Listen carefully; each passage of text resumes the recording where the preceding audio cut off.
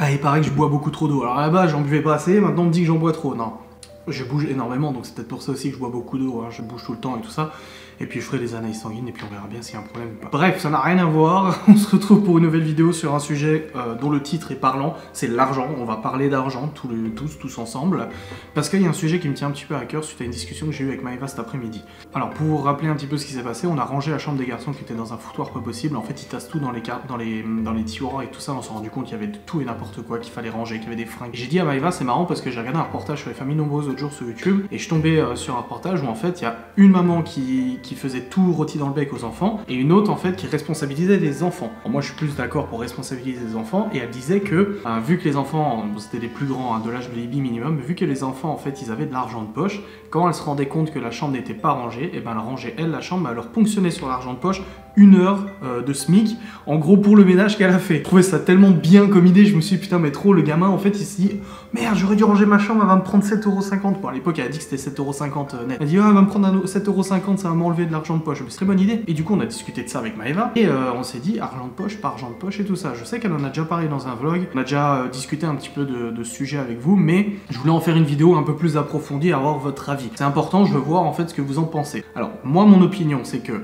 déjà par expérience, je n'ai jamais eu d'argent de poche.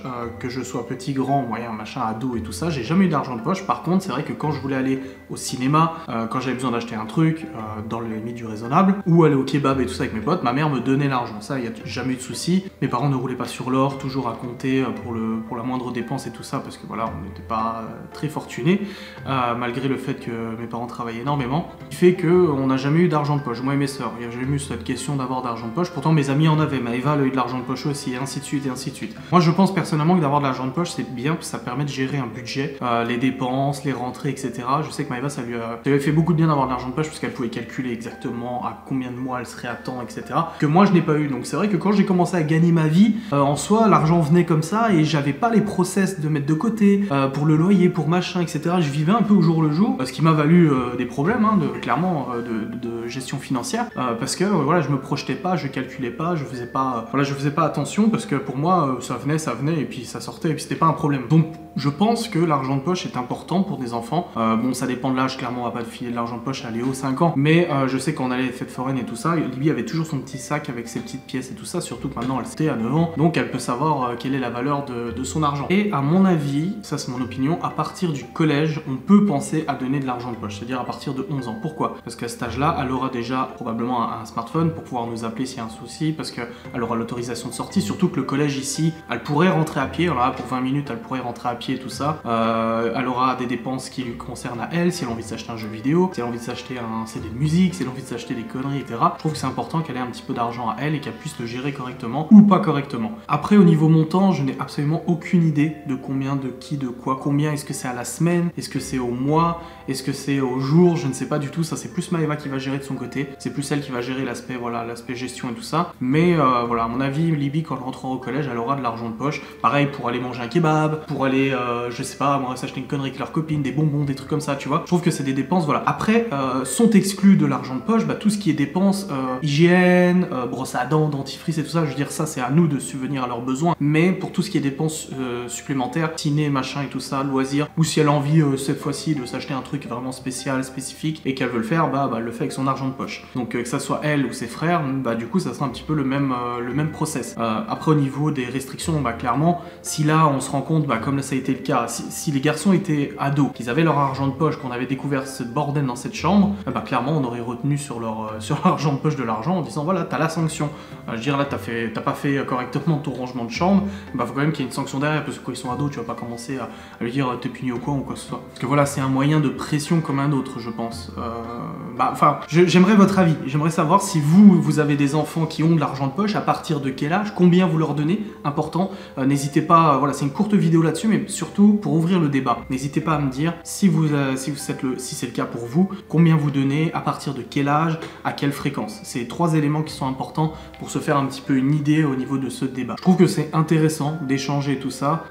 Pour revenir, moi comme je vous le dis, j'ai jamais eu d'argent de poche, donc peux pas être vraiment très objectif là-dessus. Enfin, je comprends parfaitement le fait que je n'ai pas eu d'argent de poche compte tenu du contexte économique et puis aussi du contexte de la vie de tous les jours et tout ça, même si je pense que ça responsabilise quand même pas mal. Donc j'ai manqué de rien, mais en même temps c'est vrai que j'ai pas eu cette organisation et cette gestion qui m'aurait peut-être moins porté préjudice plus tard, c'est possible. Enfin bref, maintenant de toute façon les choses ont beaucoup changé, j'ai 31 ans, les choses se sont passées, j'ai évolué, je gère plus les choses de la même manière. Les haineux, je le sens, ils vont commencer à dire ouais mais vous dépensez là, vous imaginez pas l'avenir, t'as absolument aucune idée de combien on a d'argent de côté, je le sais pas, donc ferme ta gueule. Et voilà, donc on se fait plaisir tous les jours, etc.